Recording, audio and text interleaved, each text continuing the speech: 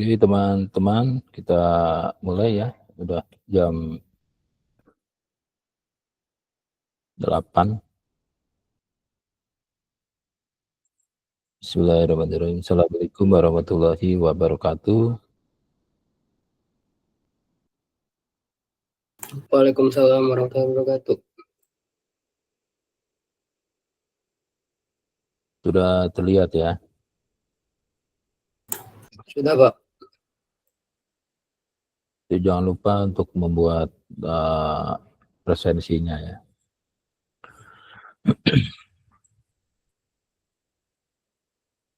Jadi di tatap muka pertama ini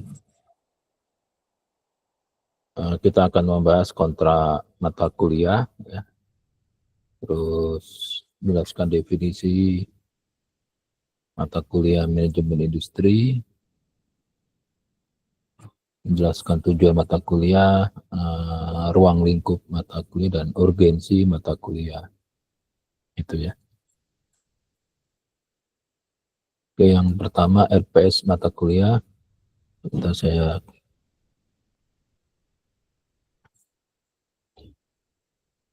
Jadi RPS-nya itu sudah dibuat tapi tidak bisa diakses itu teman-teman ya. Karena ada aplikasi pembuat RPS yang sampai sekarang aplikasinya itu tiba-tiba hilang. Kalau dulu di si akad itu di sisi kanan itu ada ikon gambar RPS. Jadi kalau Anda ngambil mata kuliah X, itu di sebelah kanan ada RPS-nya. Gitu. Sekarang itu tidak ada. Gitu. Kami mencoba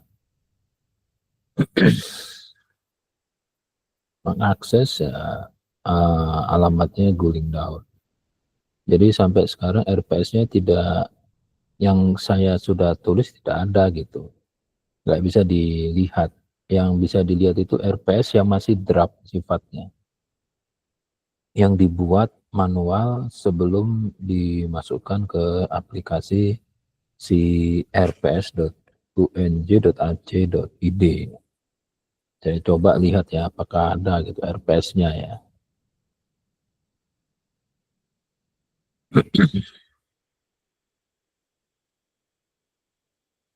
Ya, jadi saya stop dulu, saya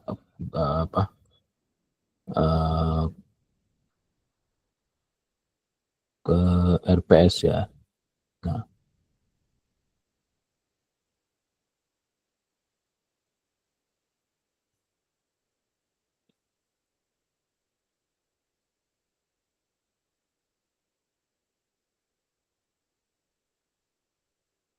sudah terlihat RPS-nya?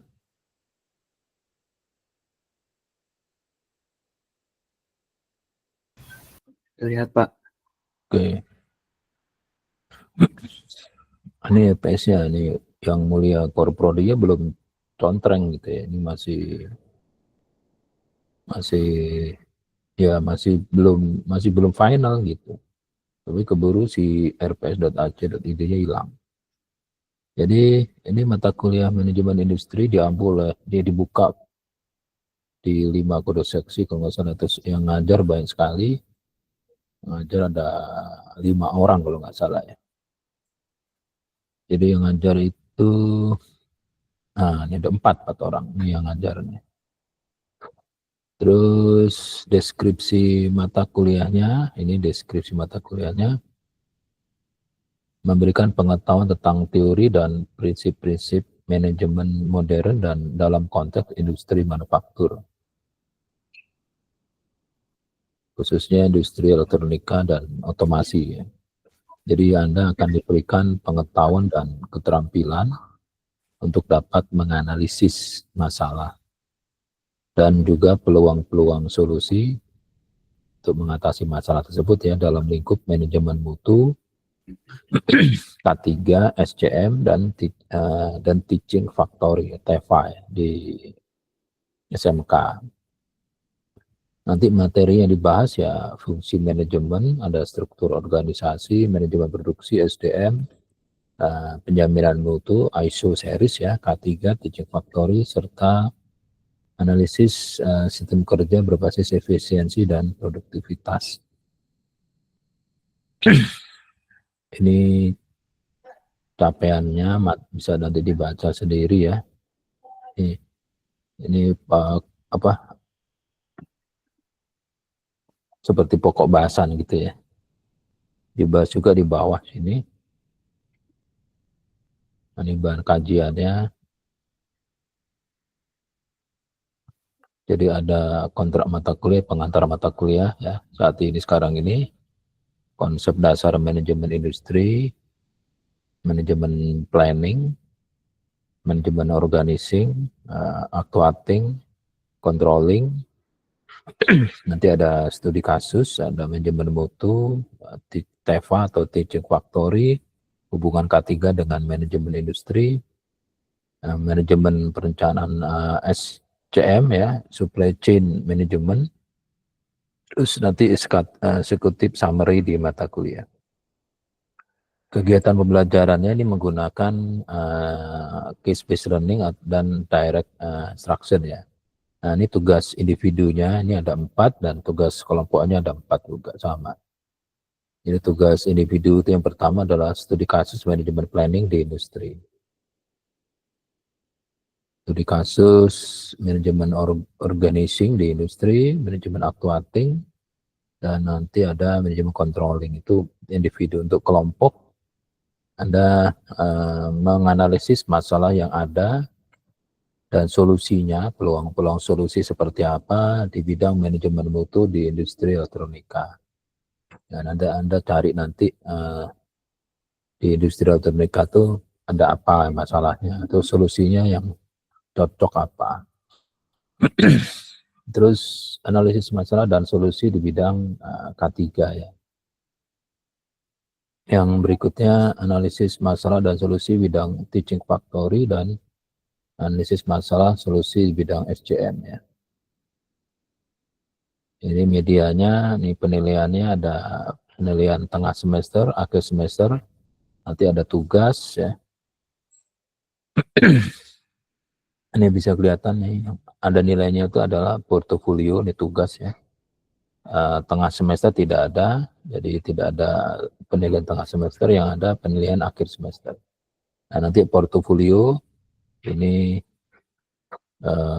usulan kasusnya ya. Terus setelah itu laporan penyelesaian kasusnya di 30%. Terus untuk presentasi kasusnya 5%. Terus presentasi menyelesaikan kasusnya 25, jadi total 30 tambah 20 tambah 20 tepatnya 100%. Untuk sarjana itu minimalnya C ya. Kalau ini hanya normatif ya, minimal 80% dari jumlah kehadiran. Referensinya ada semua di sini ya. Ada referensi utama dan referensi pendukung. Jadi ini yang pertemuan sebarannya, pertemuan pertama sampai pertemuan 16. Ini masih RPS, rencana pembelajaran semester. Rencana itu bisa saja semuanya tidak terjadi, tidak terlaksana, atau sebagian, atau sebagian besar. Ini sampai tatap muka ke-16 ada semua nih. Yang ke-16 ya, ujian akhir semester. Ya. Kalau 15 isinya apa? Kita sama-sama menyusun kesimpulan mata kuliah. Nah, ini presentasi kelompok. Jadi tatap muka ke-14 presentasi kelompok. Tatap muka 13 presentasi kelompok. Tatap muka 12 presentasi kelompok. Tatap muka 11 presentasi kelompok. Nah, 10 dan sampai pertemuan 1 ini banyak bisa dibaca sendiri, nanti saya akan upload di Google Classroom ya. Jangan lupa teman-teman untuk bergabung di Google Classroom.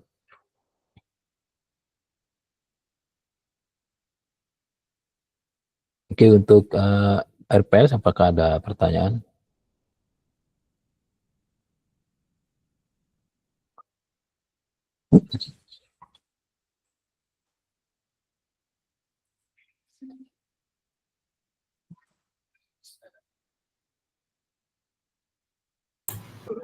Belum ada Pak. kalau tidak ada lanjut ya, lanjut ke langsung materi tatap muka pagi ini. Alhamdulillah. Alhamdulillah.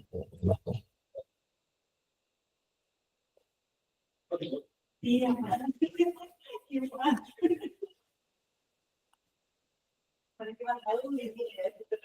Iya. Tanggal merah.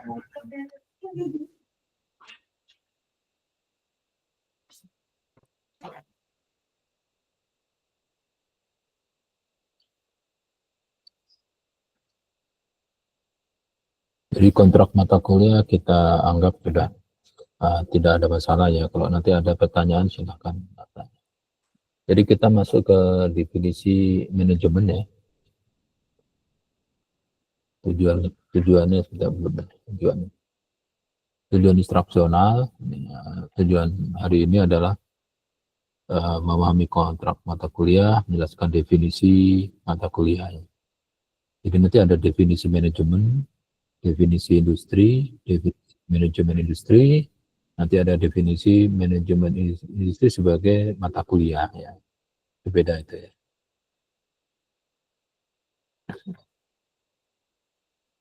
Jadi kalau definisi manajemen itu adalah proses merencanakan, ya, mengorganisasikan, mengarahkan, mengendalikan apa sumber daya. Sumber daya ini macam-macam ya.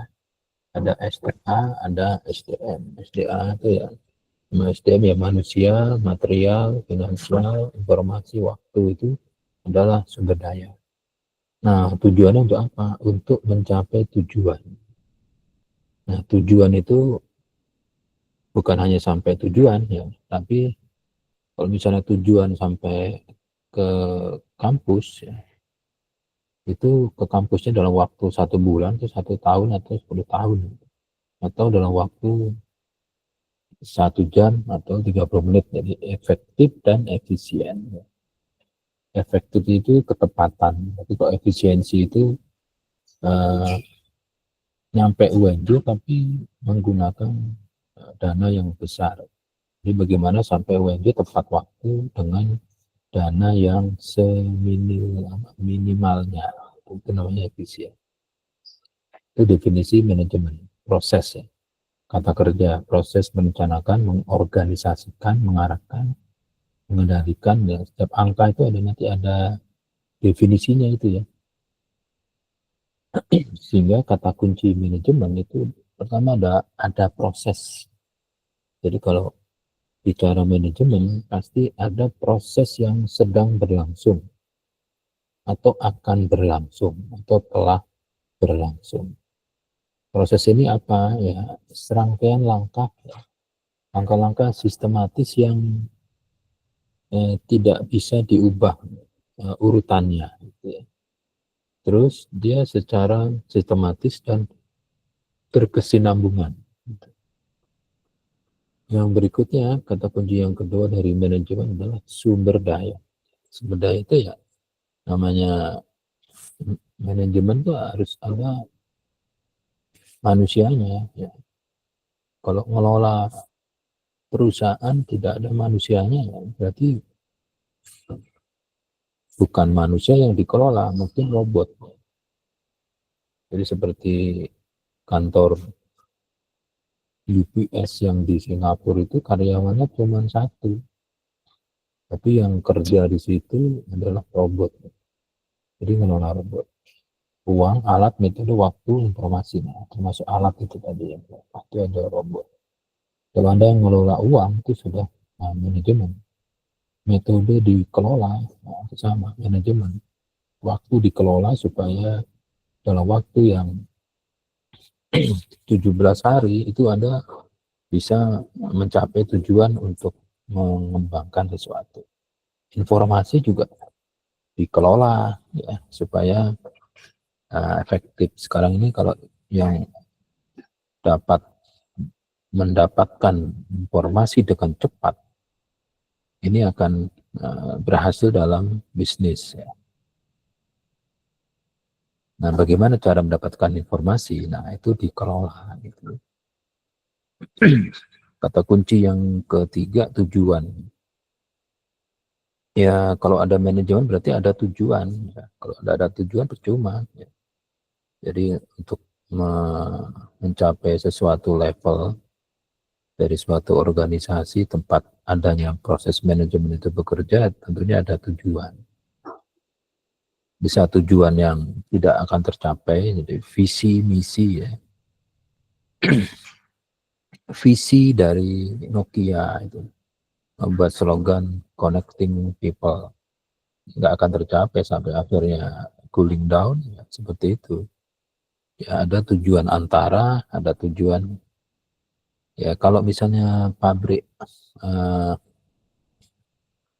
yang membuat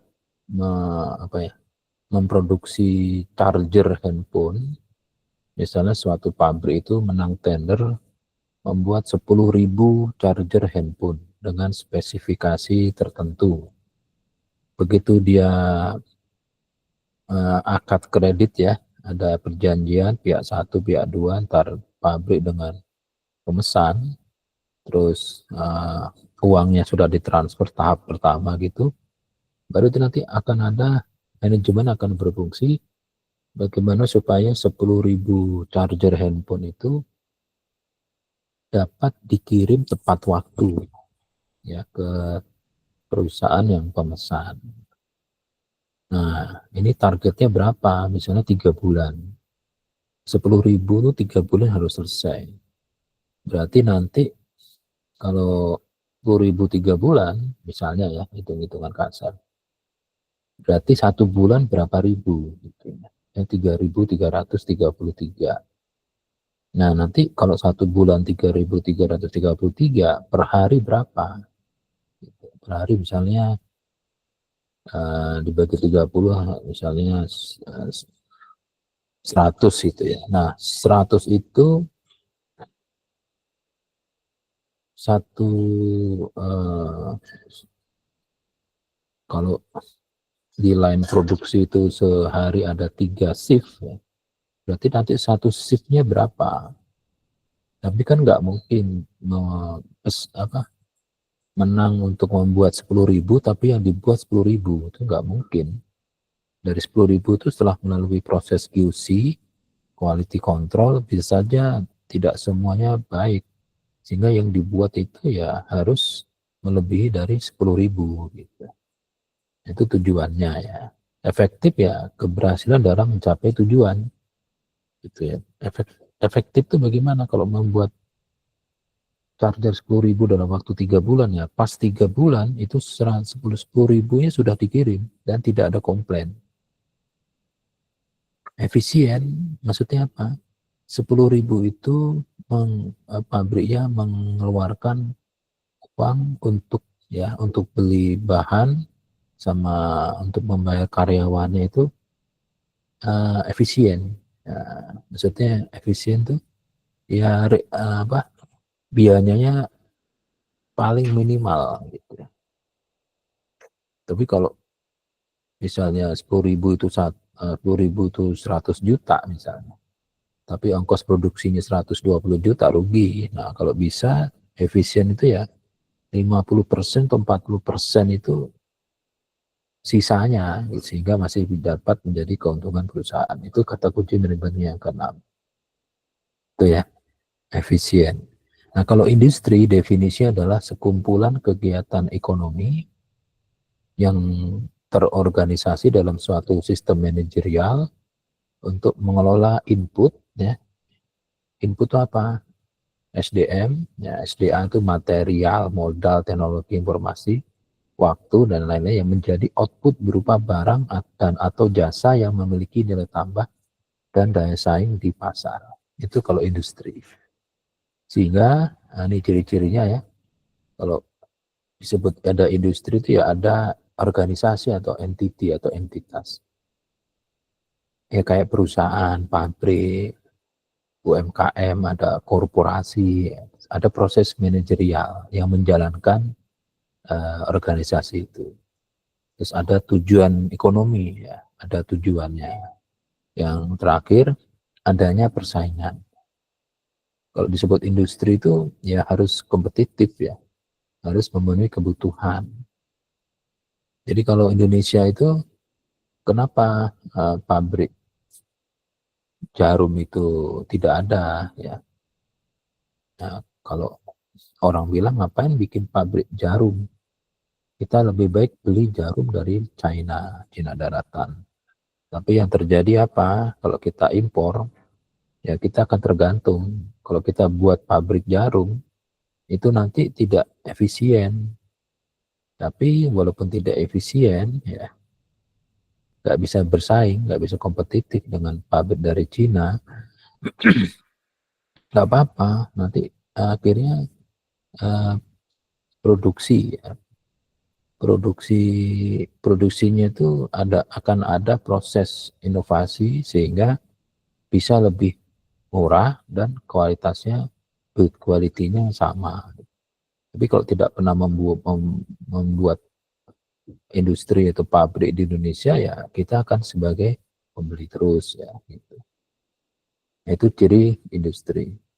Jadi kalau digabung, definisi manajemen industri adalah proses perencanaan, pengorganisasian, pengarahan, pengendalian, dan evaluasi dari seluruh sumber daya secara terpadu untuk mencapai tujuan produksi. Kalau tidak produksi ya produktivitasnya jadi maksimal. Kalau enggak produktivitasnya ya build quality atau kualitasnya yang maksimal. Kalau tidak juga ya minimal daya saingnya tinggi. Itu manajemen industri. Nah, kalau sebagai mata kuliah ya, mata kuliah manajemen industri itu apa? Nah, ini.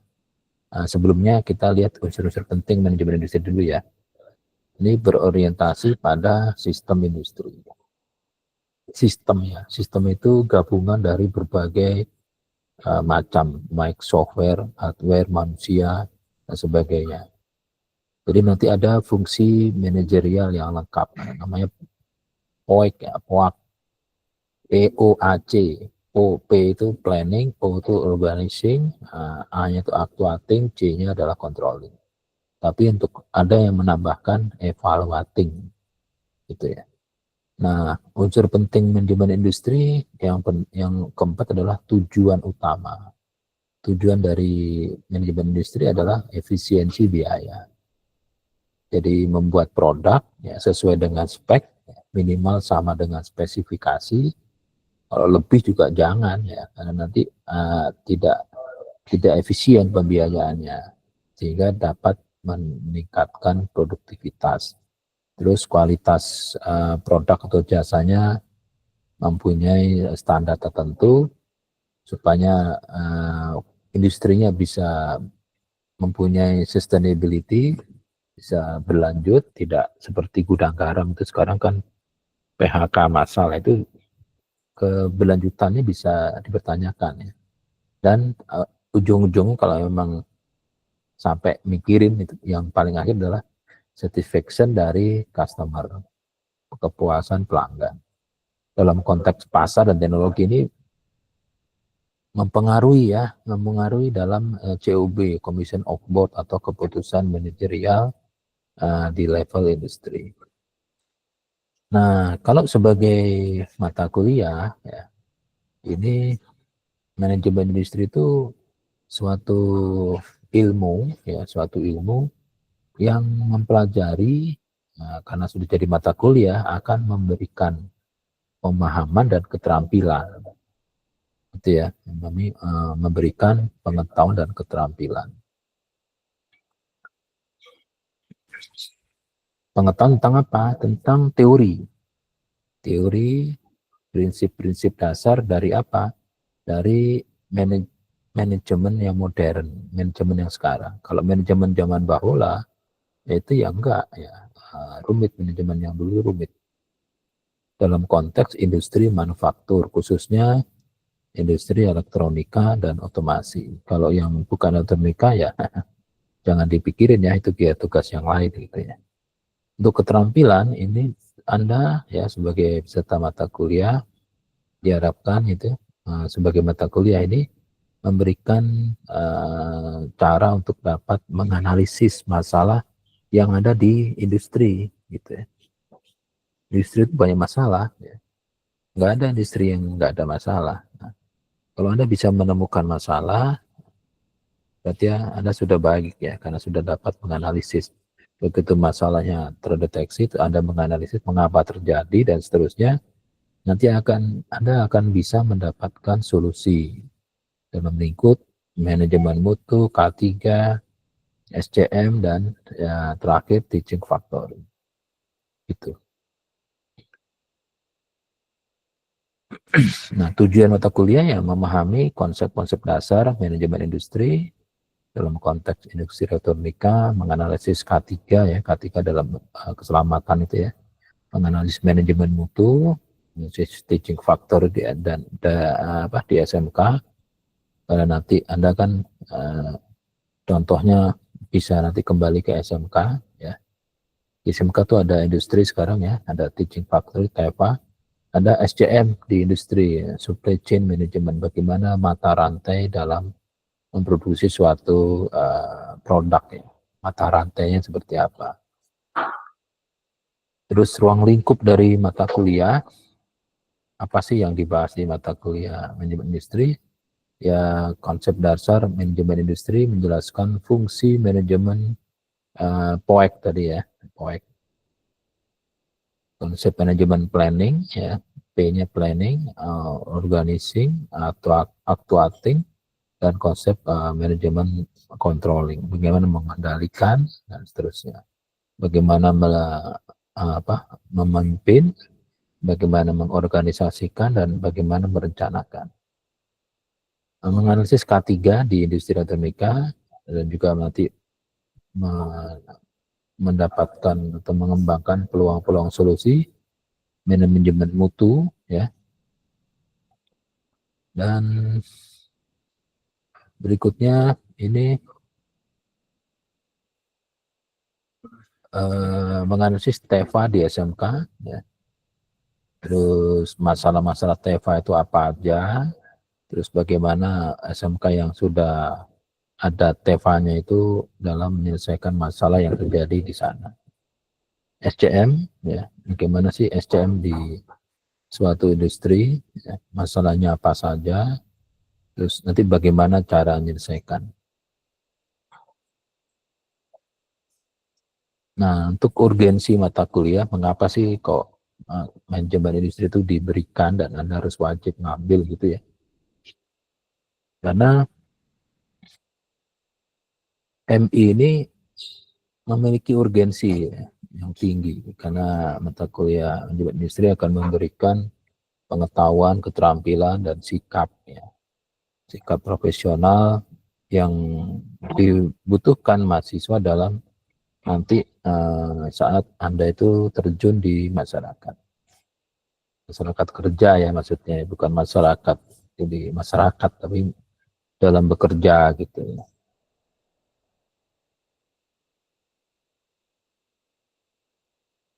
Ya, ini alasan urgensinya ya. Jadi ada 4 alasan atau 5 kalau nggak salah ya. Jadi menyiapkan kompetensi kewirausahaan dan kepemimpinan. Jadi Anda itu nanti mempunyai kompeten di bidang kewirausahaan dan kepemimpinan. Jadi nanti setelah lulus itu Anda bisa mengembangkan wirausaha. Kalau Anda mengembangkan wirausaha, itu nanti Anda pasti punya anak buah gitu ya. Nah, bagaimana Anda mengelola anak buah, mengelola waktu, mengelola proses ya, mengelola mata rantai produksi yang Anda jalankan. Misalnya Anda setelah selesai dari kuliah itu membuat warteg gitu ya. Nah, bagaimana Anda merekrut karyawan? Kalau karyawannya Anda betot dari warteg yang sudah maju, ya, nanti Anda akan punya masalah dengan ownernya. Gitu. Terus bagaimana ngelola karyawan yang 2 itu yang suka pulang kampung itu. Gitu. Terus bagaimana cara ngelola sumber ya sumber makanan mentahnya untuk jadi dan seterusnya ya. Ini mahasiswa tidak hanya diarahkan menjadi tenaga teknis, tapi juga calon pemimpin, ya. Manajer atau pengelola unit produksi. Alhamdulillah. Yang kedua, alasan urgensinya adalah dengan mengambil MI, Anda dapat memahami dinamika dunia industri modern. Jadi supaya nanti Anda kalau saat bekerja di industri modern itu bisa, oh proses bisnis itu seperti ini kejamnya. Bagaimana cara memanage produksi, line produksi, bagaimana memperoleh material mentah ya yang sangat sulit dicari gitu.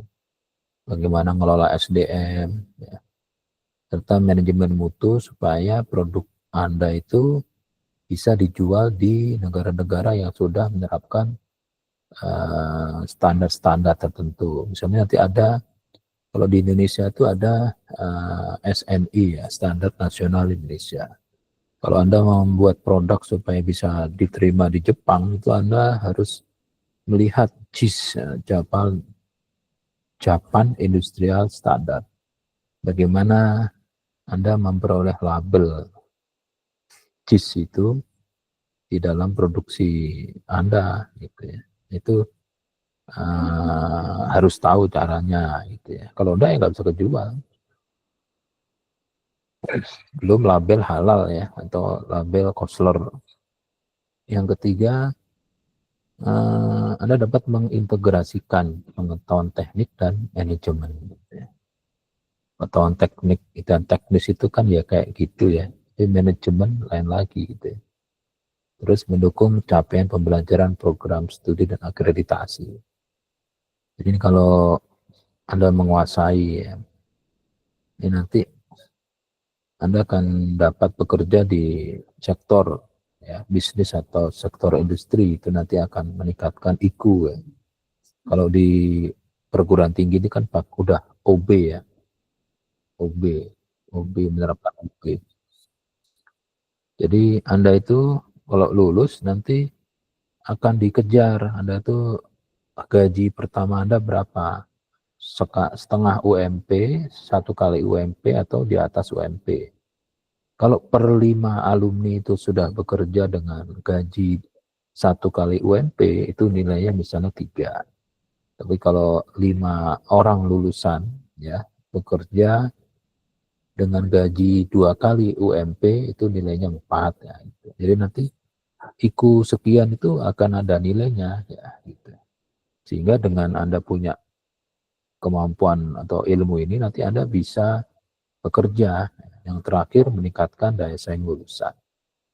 Sama-sama lulus ya dengan IP yang sama, IPK yang sama, itu yang satunya mempunyai pengetahuan tentang manajemen, yang satunya tidak. Nah ini akan berbeda.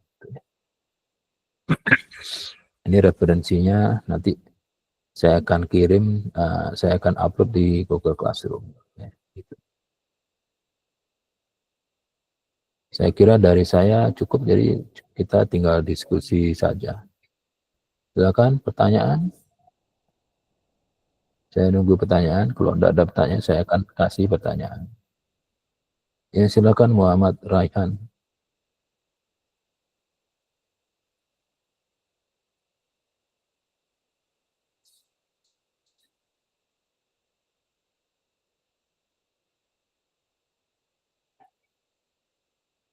Ada yang bertanya, silakan. Tadi ada yang QQ, angkat tangan.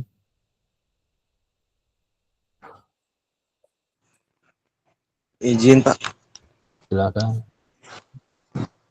saya ingin bertanya terkait indikator keberhasilan dari mata kuliah manajemen industri ini kalau di perusahaan manufaktur atau industri elektronik, apa ya Pak pengukuran keberhasilannya? Ya, baik, makasih. Ya, terima kasih. Pengukuran keberhasilan kalau apa? Pengukuran keberhasilan pembelajaran ini di perusahaan, terutama di bidang industri elektronik Pak. Oke. Ya, sebetulnya variabel keberhasilan manajemen industri itu ya tidak terlalu bisa terlihat ya. Disebut Anda bisa lolos masuk di perusahaan itu kan juga eh, bukan karena saja dari kompetensi, pengetahuan, keterampilan, sikap dari ngambil mata kuliah manajemen industri gitu. Ya mungkin kalau Mas bisa masuk itu karena ada kerabat di sana gitu ya. Anda lolos tesnya mereka kan untuk masuk kerja di perusahaan itu ada syarat administrasi. Administrasi itu artinya kualifikasi akademik Anda itu sesuai dengan job description, position yang kosong. Itu. Jadi untuk bisa masuk kerja di industri itu bukan karena pernah ngambil mata kuliah manajemen industri, tetapi ya untuk bisa bertahan di sana itu salah satunya dipengaruhi oleh kompetensi yang Anda kuasai di mata kuliah manajemen industri. Misalnya gini ya, misalnya Anda tahu perusahaan yang di daerah Bogor, perusahaan manufaktur yang lokasinya di Bogor atau di daerah sepanjang area Bogor. Anda nggak tahu nggak?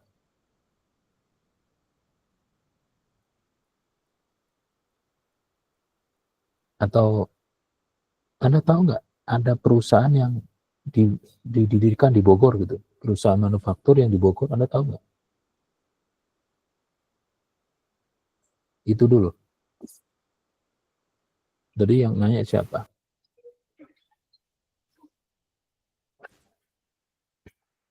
Secara logika deh, nggak usah jadi profesor untuk bisa jawab ini, ya. Nggak usah jadi kiai juga. Apakah Anda pernah melihat, mendengar, atau pakai logika ada perusahaan manufaktur yang lokasinya di Bogor? Ada nggak kira-kira? Ada, Pak. Oke, ada ya. Kalau perusahaan manufaktur itu lokasinya di Bogor, secara logika yang kerja di Bogor itu, yang kerja di pabrik yang di Bogor itu pasti orang lokal kan?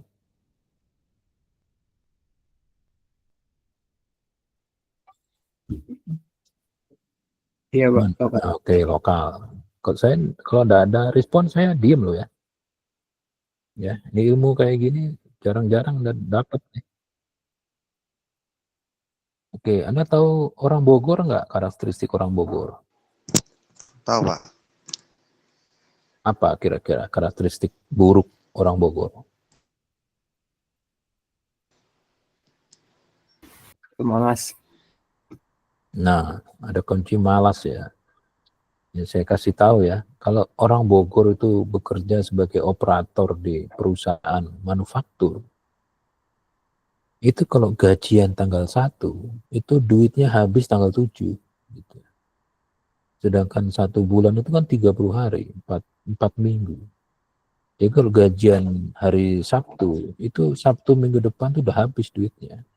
Sehingga 3 minggu sisanya tuh dia nggak punya duit. Akibatnya motivasi bekerja kurang. Kalau Anda bekerja sebagai foreman, Anda tahu foreman, for lady itu koordinator.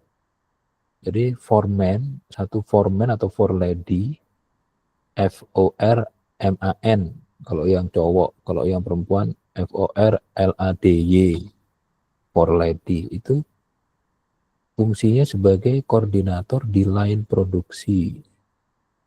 Gitu loh. Kalau dia lihat karakteristik orang Bogor, ini line produksi yang satu ini semua orang Bogor. Nah, minggu pertama produktivitasnya sesuai dengan target. Minggu kedua, 3, 4 itu jauh di bawah target. Nah, karena Anda sudah tahu bahwa masalah target tidak tercapai gara-garanya operatornya itu banyak orang lokal, Anda memberi masukan kepada manajerial, kepada uh, manajer produksi. Kalau manajer produksinya orang Korea, Jepang, China, atau orang Indonesia, India, Anda harus bilang bahwa ini produktivitasnya menurun karena banyak orang Bogor. Sehingga saya menyarankan rekrutmennya itu jangan banyak orang lokal gitu. Ya kalau nggak percaya, coba line 1. Ini sebagian besar, 60%, itu orang-orang Cikampek, orang Tegal, gitu, yang mencari nafkah di Bogor, bukan orang lokal, produktivitasnya tinggi. Nah, kalau Anda memberi saran seperti itu, artinya Anda kan otaknya nyala gitu. Jadi memberi saran kepada manajerial sehingga, oh bagus ini sarannya. Itu dari mana tuh si bocah itu? Baru datang tapi sarannya bagus itu. Itu anak UNJ Pak. Ditanya, kamu kok bisa punya saran kayak gini? Dapat dari mana? Mengambil ini Pak. Tiap hari makan bakso Pak. Oh bukan itu. Ilmunya apa? Oh manajemen industri Pak. Sama agama. Itu loh. Jadi kalau di industri itu, kalau para operator itu mau kerja, operator itu harus menaruh tas barang-barang berharga itu di dalam safe deposit box, di dalam locker. Nah itu hilang duitnya gitu. Lokernya tidak terbuka tapi duitnya hilang. Nah itu masalah-masalah kayak begitu itu kalau Anda bekerja gitu. Jadi indikatornya apa? Kalau mata kuliah ini dapat di industri, ya Anda dapat menyelesaikan masalah yang ada di industri gitu. Tapi kalau Anda bekerja tidak menyelesaikan masalah, ya pokoknya bekerja gitu. Saya sebagai operator ya, atau sebagai foreman atau forelady, saya sebagai manajer produksi, manajer gudang, tapi tidak menyelesaikan masalah, ya Anda tidak lama kerja di sana gitu. Jadi yang membedakan orang bisa lama kerja di satu tempat atau tidak itu karena ilmu. Ilmu apa kira-kira? Ya ilmu manajemen industri. Tapi Anda akan kalah dengan orang-orang yang lulusan dari S1 yang ngambil ke S1 apa sih namanya itu? Lupa saya. Ya memang dia bekerja di industri. Ya tapi ya dari sekian banyak, dari 22 yang hadir ini, kalau nanti selesai ikut kuliah kan pasti ilmu pengetahuan keterampilan akan berbeda. Ya, makanya saya paksa Anda untuk dapat menganalisis masalah sampai solusinya. Itu jawaban saya. Silakan kalau ada yang mau menambahkan atau mengurangi.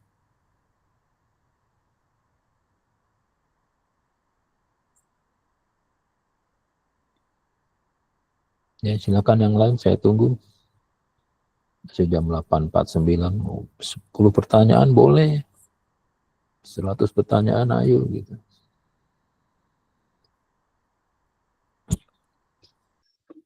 Pak, izin bertanya Pak. Ya silakan. Berarti sebagai mahasiswa yang baru ngambil mata kuliah manajemen industri ini, untuk permulaannya ini hal apa yang harus dipelajarin untuk pertama kalinya Pak? Karena kan saya juga baru ngambil ini. Hal apa ya jadinya yang harus dipelajarin itu buat kita sendiri menjadi mempunyai pengetahuan tentang kekayaan-kekayaan yang ada pada pengetahuan di manajemen industri ini, Pak. Oke ya, kalau hal apa yang harus Anda kuasai di awal mata kuliah MI ya, sebenarnya nanti akan dibahas ya step by stepnya gitu. Tatap muka kedua itu, saya lihat dulu ya. Tatap muka kedua itu apa isinya? Tatap muka kedua,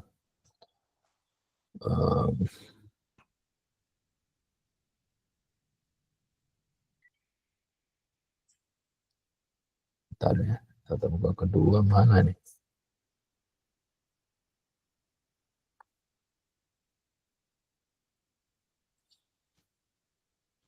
Tatap muka kedua itu nanti konsep manajemen industri, latar belakang, terus nanti fungsi manajemen industri, POEK ya, masih bahas itu. Tapi kalau Anda mau mempelajari ya sambil sebelum nanti tatap muka kedua dan ketiga dan seterusnya, ya Anda coba mencari dulu ya industri apa saja yang ada di daerah Anda gitu. Kalau Anda di depan rumah Anda itu ada ketoprak, atau ketoprak nggak? Ketoprak yang jualan kalau malam itu. Nah, coba tanya gitu kalau beli ketoprak tuh jangan diem aja gitu. Jangan cuma ngomong ketoprak, Mas pedes, cabenya 10, jangan hanya begitu, tapi tanya ke yang jual ketoprak itu. Tanyanya begini, jualan ketoprak itu sampai jam berapa, Mas? Ya dari jam 7 gitu ya, sampai jam 11 gitu. Nah, terus kalau jam 7 itu kapan itu beli barangnya? Ya pagi beli barang ke pasar gitu. Nah, terus rombongnya taruh di mana? Rombongnya nyewa tempat. Nah, Anda mulai mikir, oh nyewa tempat. Terus belinya di mana? Ya belinya ke satu tempat. Tahunya ini hanya ada supplier satu. Kalau nanti beli tahunya di supplier yang lain, itu tahunya beda, digigit membel. Oh, tahunya ya itu mulai rantai ya, SCM. Mata rantai dalam industri ketoprak.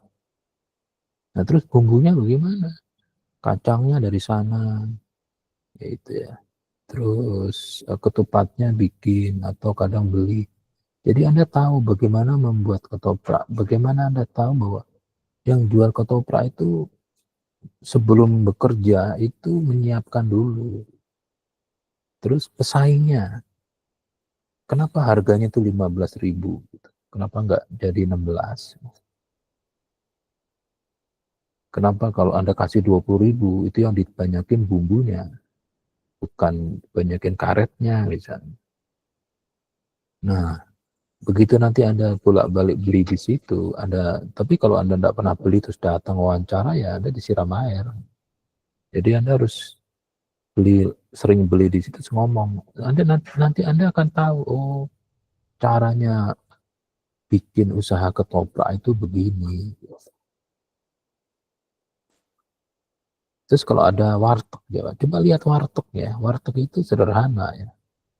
Coba lihat warteg, krunya tuh cuma 2.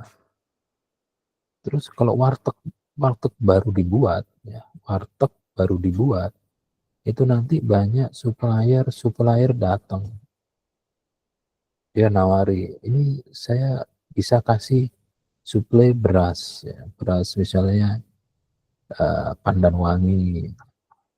Nanti setiap tanggal 20 bulan berikutnya nanti saya datang nagih duit gitu. Oh, jadi rantai nasinya itu mereka nggak beli ke pasar, ada yang datang.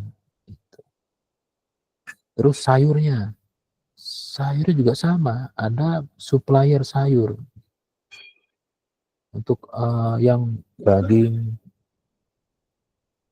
segala macam itu mereka belinya ke tempat tertentu, sehingga Anda dapat tahu pemasoknya warteg sama pemasoknya ketoprak itu berbeda. Nah, apa yang terjadi ya? Pemasok itu selalu Kalau lebaran ngasih bingkisan lebaran untuk menjaga supaya pemasoknya itu tetap. Jadi kalau Anda punya usaha dan usaha Anda itu ada pemasoknya, pemasok itu tahu nggak? Nah, kalau tahu ya Anda harus berusaha mengunci pemasok itu supaya pemasok itu selalu selama berkala memberikan material mentahnya ke Anda. Kalau pemasok itu tidak memberikan pasokan, Anda kolaps gitu. Nah, terus pesaingnya bagaimana? Nah, itu baru warteg itu gitu ya. Itu baru warteg. Industri yang besar lain lagi gitu.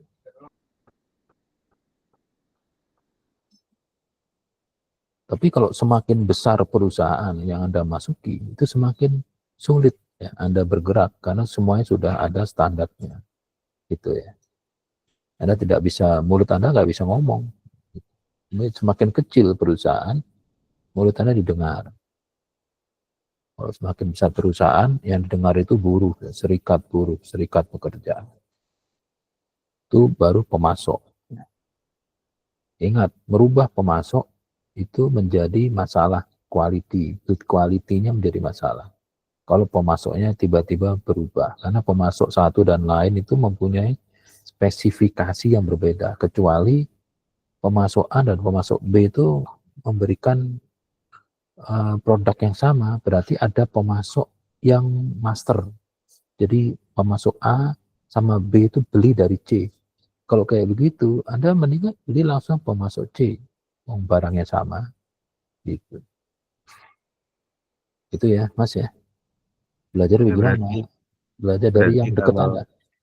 iya Pak, berarti kalau misalkan kita punya pemasok A dan B yang sama, terus belinya dari C itu, kita lebih efisien ke pemasok yang C ya Pak, karena lebih murah atau segala macamnya gitu Pak. Iya, tapi nggak bakal bisa Anda tahu pemasok C. Gitu loh. Anda pernah beli spare part motor? Pernah Pak? Oke. Spare part di Jakarta itu, ya, itu yang punya hanya 4 perusahaan. Anda punya lapak, ya, lapak di Senen atau di Atrium atau di ITC. Tapi Anda nggak bisa jualan. Mau jualan apa misalnya Anda? Jualan oli ya misalnya. Ada jualan Ya, busi oleh. deh. Jualan busi aja deh. Kalau mau jualan busi, Anda kan harus membeli dari pemasok kan. Ya kan? Nah, pemasok itu yang bisa mendapatkan busi dari pabrik busi NGK. NGK itu hanya jual ke 2 pemasok utama di Indonesia. Jadi kalau Anda, Assalamualaikum, pabrik NGK, saya mau beli busi 1 kontainer, siapa lu? Nggak bakal mau dijual ke Anda. Gitu. Dia hanya mau jual ke 2 pemasok yang sudah sejak dulu. Sampai anaknya, ownernya tuh nikah sama pemasok itu. Ini sudah dikunci, sudah sulit. Jadi kalau Anda mau jualan busi di Jakarta, Anda harus beli dari perusahaan di bawah pemasok salah satu itu. Karena Anda tidak punya link, ya nggak dapat businya. Kalau mau nekat beli ya bisa. Ada jualan busi, tapi harganya jauh lebih mahal, nggak ada yang beli. Ada buka harga dasar aja sudah kalah dengan sebelah. Gitu loh. Misalnya Anda jualan oli Nisran ya, Nisran punya Pertamina. Anda beli ke Pertamina, ke SPBU Anda beli. Ya berarti kan Anda harus jual di atas harga dasar yang beli ke SPBU. Ya orang mendingan beli ke SPBU langsung, gitu loh. Nah sekarang supaya bisa jualan kayak SPBU itu, olinya, harus beli langsung ke perusahaan yang tempat SPBU itu beli. Nah, siapa Anda gitu. Nah, ini pemasok ini harus dibikin dari awal. Jadi kalau orang punya duit mau jualan spare part di Jakarta, nggak bisa. Nggak bisa. Caranya gimana? Caranya ya, Anda harus punya anak Anda tuh nikah dengan, alhamdulillah, anak Anda tuh harus nikah dengan anaknya pemasok. Jadi besan. Anda datang sebagai besan. Besan, saya punya lapak di proyek Senen tuh 4 kali 10 meter. Kira-kira jualan apa? Oh, jualan oli aja. Oli yang mana? Saya nggak dapet. Oh, saya jualan oli. Ya, akhirnya dapet gitu. Pemasok itu punya link gitu. Ya. Jadi sulit jualan. Jualan sulit. Oh, jualan apa? Anda mau bikin SPBU. Nah, SPBU itu ada perusahaan yang sebagai koordinator SPBU. Jadi kalau ada mau buat SPBU harus lapor dia dulu. Anda mau jualan SPBU di mana? Jakarta Pusat. Oh, sudah ada 70 di situ. Nunggu satu dulu mati, dijual baru dibeli. Nggak bisa. Nah, ruwet kan? Jadi nggak gampang gitu ya. Nggak gampang. Pernah nyuci motor nggak? Pernah, Pak.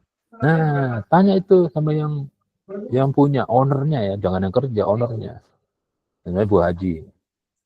Bu Haji, anak-anak gimana tuh? Wah itu anak-anak ini payah, habis nyuci gajian mabok. Dan hari Senin nggak ada yang datang tuh Pak, saya nyuci sendiri gitu. Nah itu masalahnya gitu, mabok ya. Mereka gajian mingguan. Jadi pelajari ya bisnis-bisnis kayak begitu. Yang nyuci itu mata rantainya gimana.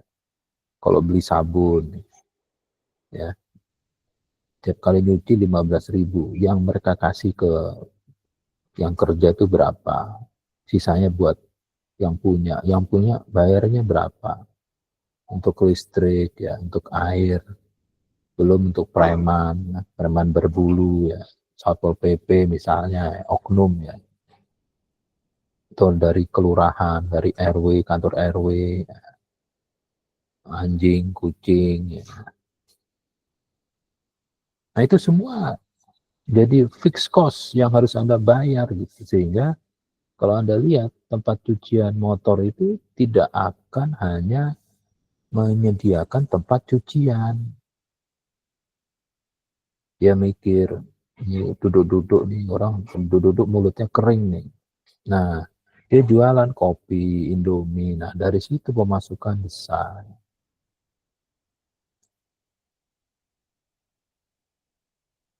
Oke ya, terbuka kan? Jadi ilmunya nanti kita satu-satu, step by step. Kalau mau baca bukunya nanti saya share di Google Classroom. Tapi yang sekarang Anda lihat ya apa yang di depan mata Anda itu yang kira-kira ada proses manajemen industri ya. Coba itu SMK yang menghasilkan. Ruwet itu. Masalahnya ruwet ya. Ruwet sekali. Sepertinya hebat menghasilkan tapi ruwet. Gitu. Ruwet. Di UNJ ini ada dulu Terasmart. Pernah dengar nggak? Terasmart itu punyanya Boga ya. Itu berantakan. Kenapa berantakan? Ya pembagiannya kacau gitu. Pembagiannya kacau. Silakan ada pertanyaan yang lain atau diskusi. Kita diskusi aja lebih konkret dibanding ini kan pelajaran sastra kan ya. Speak aja. Tapi malah soft skill-nya dapat dari sini gitu. Baik Pak, izin Ya silakan.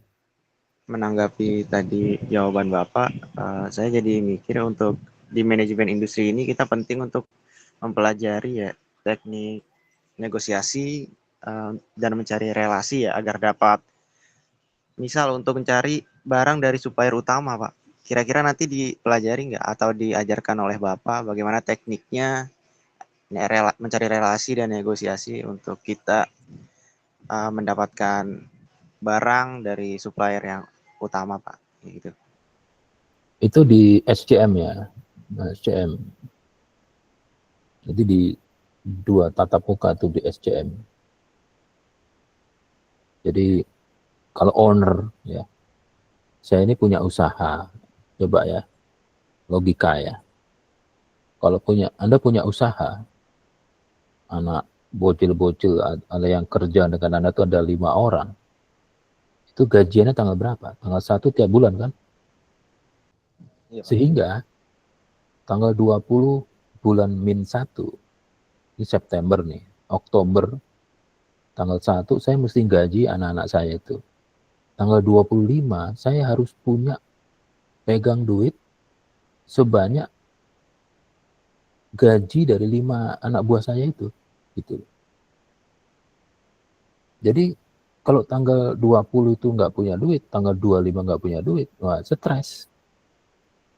Jadi owner perusahaan, owner kegiatan usaha itu kalau duduk sambil minum kopi itu mikirnya, waduh, baru untuk bayar untuk 4 orang, masih cari 1 lagi. Nah, itu yang dipikir. Nah, terus relasi ini penting gitu ya. Relasi itu tidak dibuat pada saat Anda membuat usaha. Relasi itu ya sekarang Anda buat gitu loh. Ya sekarang ini Anda harus membuat relasi. Jadi kalau ketemu dengan orang yang baru, pakaiannya bolong, kan? Kalau pakaian nggak bolong nggak bisa dipakai kan. Itu Anda harus gimana Pak, Bu, sehat?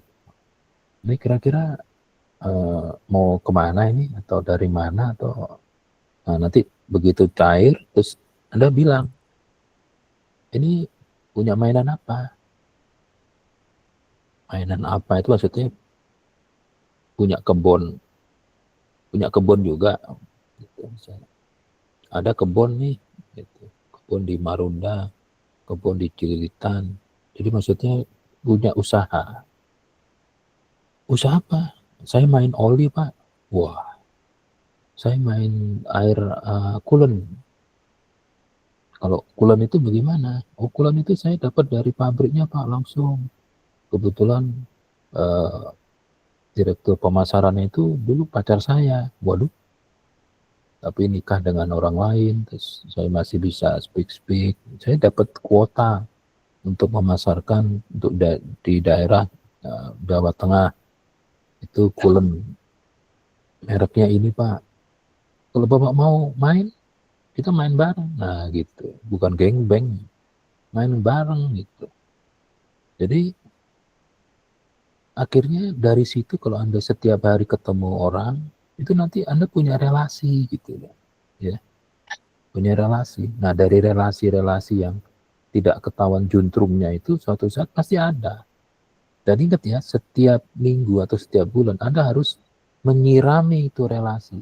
Menyirami itu say hello, speak WhatsApp itu, gimana Ibu pagi ini sehat ya, salam sehat ya, semangat gitu aja. Jadi menjaga relasi terus hidup. Begitu nanti Anda kerja di bidang air radiator atau Anda punya kenalan atau kerabat Anda main air radiator, air coolant, Anda bisa menjadi supplier. Misalnya, waduh nih, gua nyari air radiator nih mahal semua nih. Pakai merek apa? Merek ini. Berapa? Ya kok situ bisa nyariin. Wah, situ sekian persen. Nah, Anda jadi supplier. Ingat ya, supplier itu ada masanya. Begitu setahun, mungkin dia langsung beli ke main supplier. Anda akan dilompat. Kan sudah setahun dapat, nggak ada masalah. Gitu. Jadi, menjaga relasi. Relasi itu kodenya 267. Do, re, mi, fa, sol, la, si, do. Re 2, la 6, si 7. Relasi 267. Itu harus selalu itu. Relasi.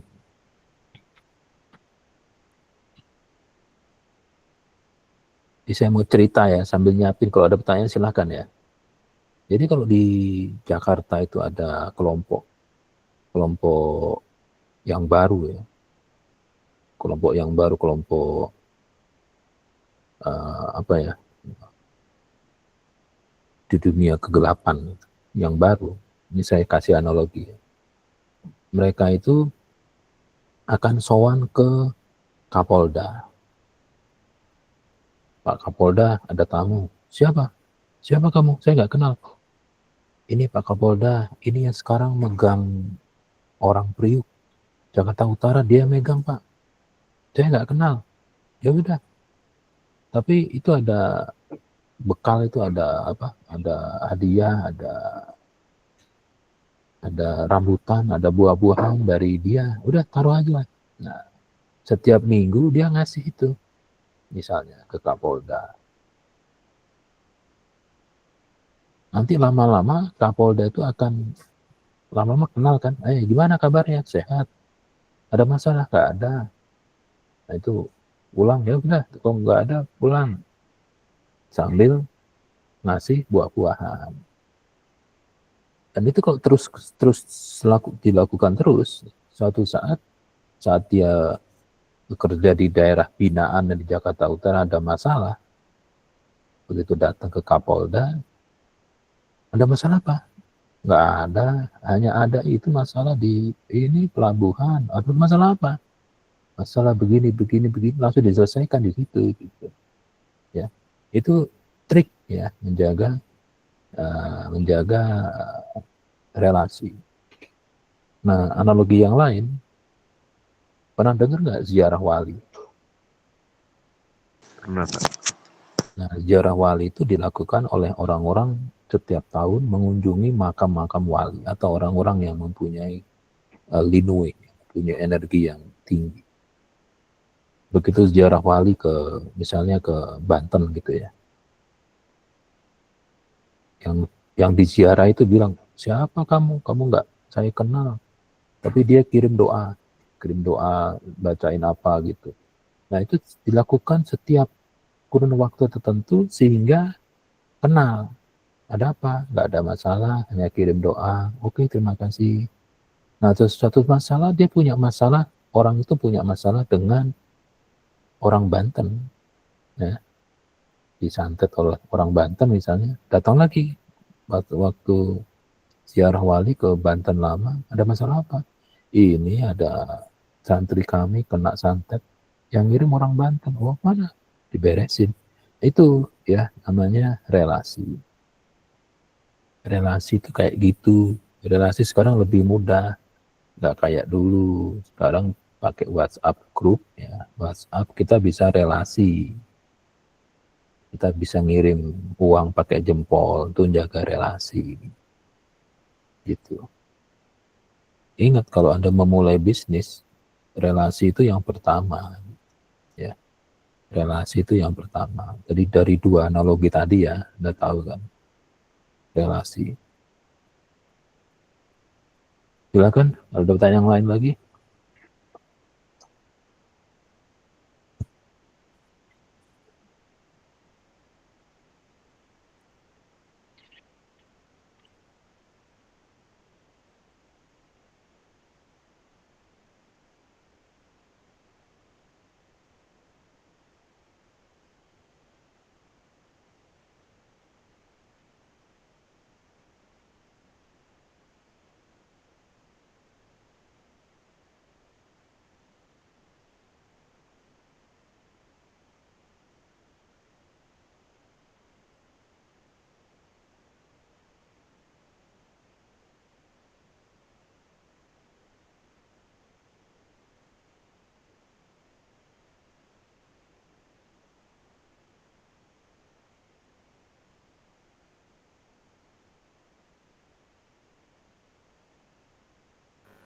Anda kan PKM ya, di sekolah PKM Anda itu ada usaha nggak? Atau ada yang sekarang PKM di satuan pendidikan yang sudah BLUD, BLUD. Kalau sudah BLUD, itu biasanya harus bisa menghasilkan. Ya, harus bisa menghasilkan. Belum ada PKM, Pak. Itu belum ada PKM ya. Tapi MI ini katanya khusus untuk dibuka untuk mahasiswa yang ngambil PKM. Ya, nggak tahu lah mana yang benar teorinya.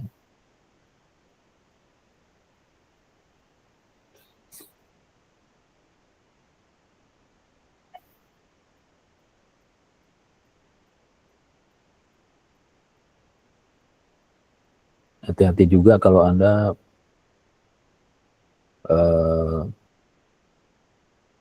membuat usaha yang dalam mengirim produk itu memerlukan pihak ketiga gitu. Misalnya teman-teman saudara-saudara kita yang tinggal di daerah Pantura, Jawa Tengah ya, itu usahanya membuat mebel dari kayu jati. Nah sekarang kalau ada pesanan dari Jakarta, bagaimana caranya mereka bisa mengirim meja kursi kayu jati ke Jakarta dengan ongkos yang dapat ditekan seminimal mungkin. Sebab kalau pakai armada sendiri itu harganya sudah tidak kompetitif. Harganya akan kalah dengan toko sebelah. Gitu ya. Kalau di Topet atau di UAPP, Alibaba, itu ongkos transportasinya akan melebihi dari bahan bakunya. Nah, terus apa yang jadi solusinya? Nah, gini, coba teman-teman pakai logika. Semarang, Jakarta itu pasti akan banyak mobilitas transportasi. Jadi kalau ada barang yang dikirim dari Jakarta ke Semarang menggunakan alat transportasi, misalnya truk engkel. Truk itu ada jenis-jenisnya, ini truk engkel ya. Jadi truk engkel yang mengirim barang dari Jakarta ke Semarang, itu nanti dari Semarang ke Jakarta kan dia pulang kosong ya.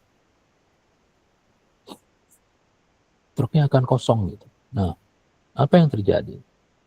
Truk-truk yang kosong itu tidak langsung pulang gitu, tapi mereka mangkal di suatu tempat. Nah, tempat itu adalah tempat semacam penyangga. Nah, disitulah ada transaksi. Siapa yang mau pulang ke Jakarta, daripada pulang ke Londangan, ya, itu bawa produk mebel kayu jati tadi yang mau dikirim ke Jakarta. Kalau gitu ongkosnya kan tidak besar gitu. Ongkosnya kan truk itu yang dari Jakarta ke Semarang, pulangnya sudah diongkosi oleh perusahaannya. Jadi pulang itu nggak dianggap akomodasi minyak itu solarnya sudah dapat. Jadi kalau drivernya mendapatkan proyek ngangkut mebel kayu jati dari Semarang ke Jakarta, itu untuk uang saku drivernya. Itu yang digunakan untuk membuat efisiensi menjadi tinggi gitu. Sampai Jakarta tapi hanya 250.000. Nah, gitu. Nah, kalau Anda menggunakan armada sendiri dari Semarang ke Jakarta, minyaknya itu berapa gitu, belum tolnya.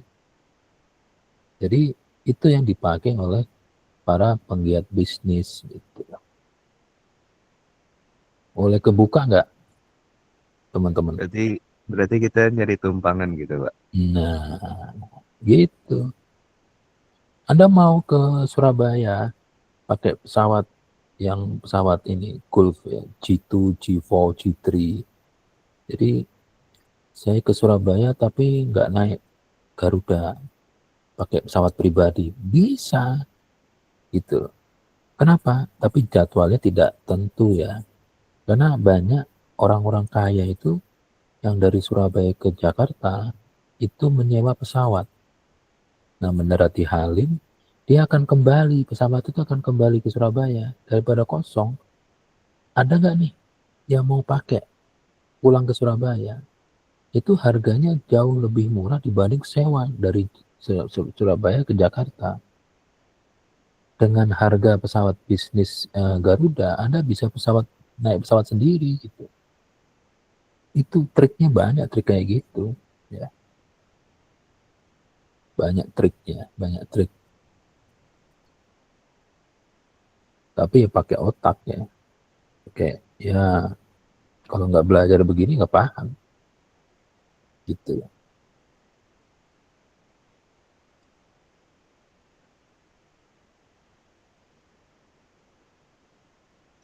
Tapi Hati-hati kan Pak, Pak. hal-hal kayak gitu nggak selalu terus ada gak sih Pak? Ya bagi yang nggak tahu ya ngomongnya begitu. Tapi kalau para pemainnya paham semua. Anda bisa seluruh Indonesia dengan harga yang murah naik pesawat. Setiap minggu ketiga, setiap bulan itu dari Halim Perdana Kusuma akan ada pesawat Hercules yang keliling Indonesia. Anda bisa naik itu. Lebih murah. Tapi masalah keamanan saya nggak jamin ya. Kalau pesawat Herculesnya TNI AU itu di atas dibetulin. Jadi pas saat terbang di atas samudra mana gitu, itu teknisinya betulin engine dari dalam pesawat. Oh sering itu. Jadi ya yang naik pesawat Hercules itu ya sudah khatam satu Al-Quran kali. Jadi triknya banyak gitu. Jadi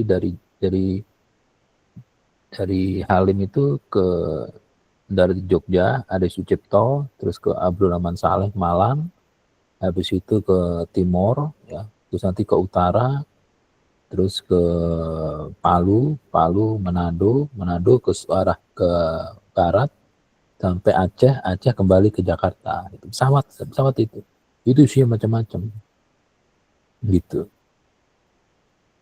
Itu ya itu banyak ya, banyak apa ya link-linknya yang bisa Anda dapat gitu untuk mendapatkan barang dengan quality yang sama tapi harganya jauh di bawah standar ya, jauh di bawah standar.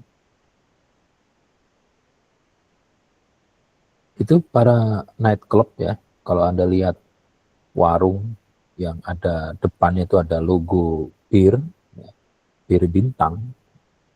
Jadi kalau Anda jalan-jalan di suatu daerah terus ada restoran tuh depannya ada plang bir bintang, dia menjual bir yang harganya 75.000. Itu sebetulnya kalau yang aslinya itu 150.000. 150.000 itu birnya ada cukainya gitu ya. Nah, kalau Anda mendapatkan supplier yang tepat, Anda dapat bisa harga di bawah 75.000 tapi tidak ada cukainya gitu. Nah, caranya bagaimana? Kalau ya ini usaha tidak halal ya. Nanti Anda check in di neraka itu mungkin nomor 1 gitu ya. Tapi ini kita pelajari ilmunya, itu analoginya. Jadi yang dijual di depan itu botol-botol bir yang ada cukainya. Tapi yang diberikan ke customer itu yang tidak ada cukainya. Seperti usaha pembuat furnitur Jati. Jati, kalau Anda sebagai pengusaha Jati, kayu Jati, Anda harus membeli kayu Jati dari perum perhutani. Kalau terbukti Anda menjual produk kayu Jati tapi kayu Jatinya tidak dibeli dari perhutani, Anda sebagai penadah. Jadi caranya bagaimana? Sebagai pelaku bisnis, Anda beli Jati 30 meter kubik 1 bulan ke perum perhutani. Anda taruh di depan.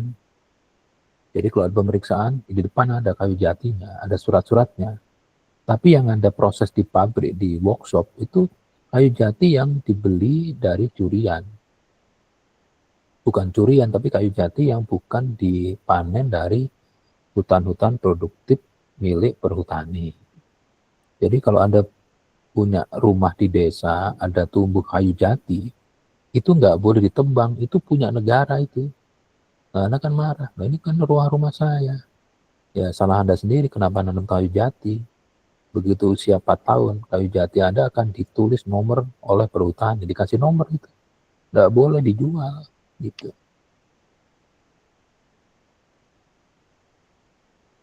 Jadi pelajari ya kayak gitu yang tidak terlihat gitu. Tidak terlihat bagaimana cara membuat suatu barang menjadi mahal. Nah itu ya manajemen, itu masalah manajemen. Belum masalah penjualan dumping. Anda pernah beli ke Mega Grosir nggak? Beli barang ke Mega Grosir. Disebut Mega Grosir itu kalau Anda kehilangan teman Anda di situ. Saya kalau belanja ke Mega Grosir itu begitu 10 menit saya kehilangan istri saya di situ. Karena saking luasnya. Saya harus pakai WhatsApp untuk melihat atau pakai Google Maps untuk melihat posisi istri saya. Di mana? Di sini. Nah, di sini tuh di mana? Wah, ruwet. Saking luasnya. Jadi maksudnya gini, di Mega Grosir itu ada barang yang harganya itu nggak masuk akal murahnya. Gitu. Misalnya produksi sabun ya. Sabun itu di situ jual misalnya 6.000. Tapi kalau beli di luar itu harganya 24.000. Apa yang terjadi? Mereka beli sabun itu ke suppliernya, ke langsung pabriknya. Itu harganya 12.000. Jadi mereka bilang ke pabriknya, saya 4 tahun akan membeli produk Anda ya. Oke, saya jual 24. Saya nggak mau. Bisa nggak 12.000? Karena 4 tahun akan membeli dengan sekian quantity, maka dia kasih itu. Selama 4 tahun penjualan sekian, satunya 12.000. Apa yang terjadi? Oleh Mega Grosir itu harganya dijual hanya 3.000. Habis mereka. Kenapa 3.000? Ya mereka jual murah supaya pelanggan datang. Kalau beli sabun harga 3.000, maksud nggak beli yang lain. Nah yang lain harganya di atas harga normal. Gitu. Itu trik ya, trik. Itu manajemen penjualan itu ya. Manajemen penjualan. Kalau Anda beli motor, beli kendaraan, itu harganya itu sebetulnya di bawah, ada di faktur. Kalau Anda beli motor itu ada faktur. Faktur itu harga itu di bawah itu. Gitu. Jadi kalau motor harga 50 juta, istilah fakturnya hanya 20. Jadi harga motor itu tidak 50 gitu. Kena pajak segala macam. Nah bagaimana gitu. Ya. Di sini harga berapa aja ada yang beli.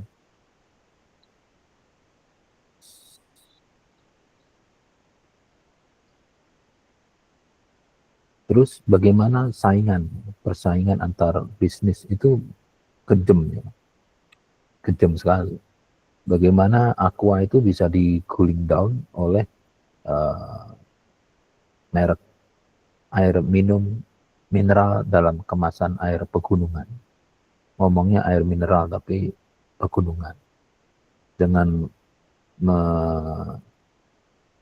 memblow up di medsos bahwa botol Aqua itu mengandung plastik-plastik, mikroplastik yang pasti akan kalau dibuat berulang-ulang itu akan ada mikroplastik yang masuk ke tubuh.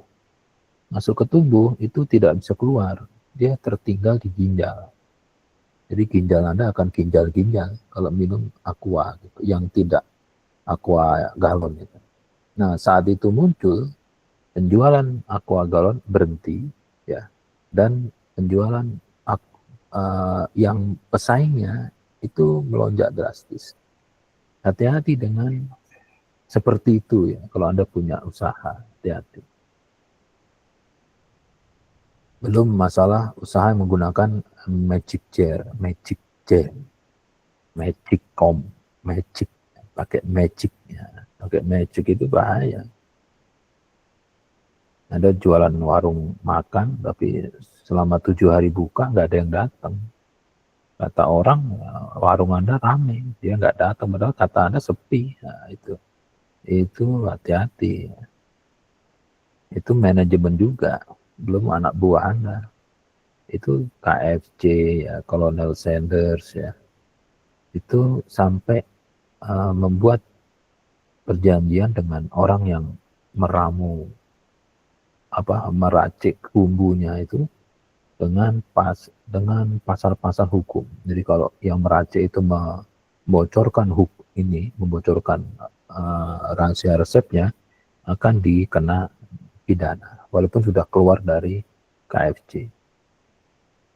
Karena persaingan bisnis. Nah, akhirnya walaupun yang meracik itu bisa tahu racikannya, bumbunya apa.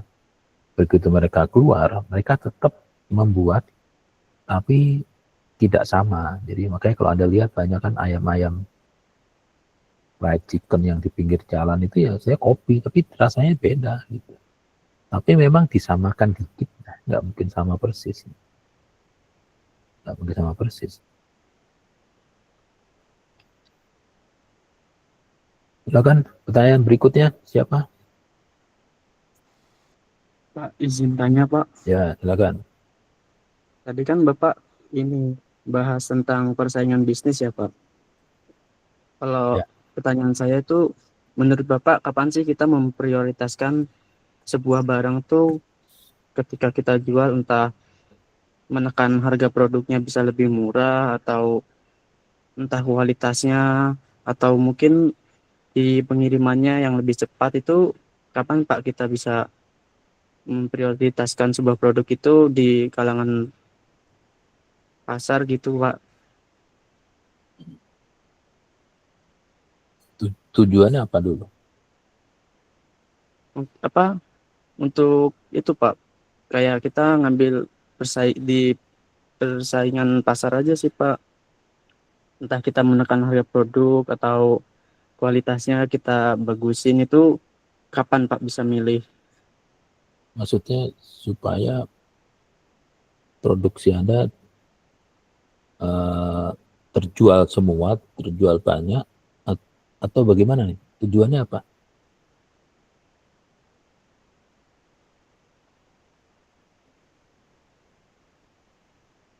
Misalnya dia mau membuat produk. Nah, produk itu pemainnya udah banyak, kan gitu ya.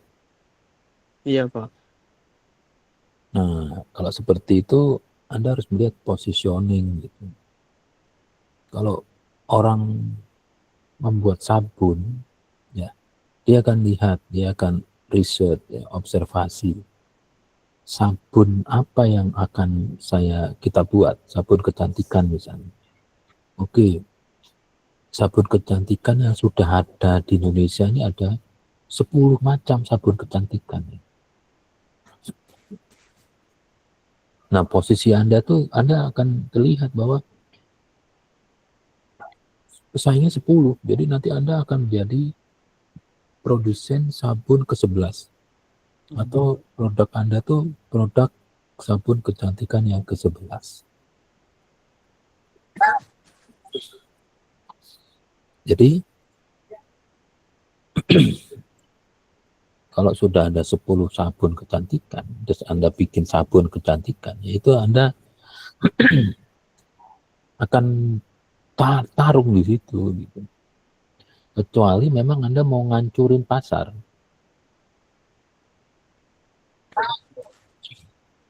Misalnya sabun kecantikan itu mengacu ke hasil bentar.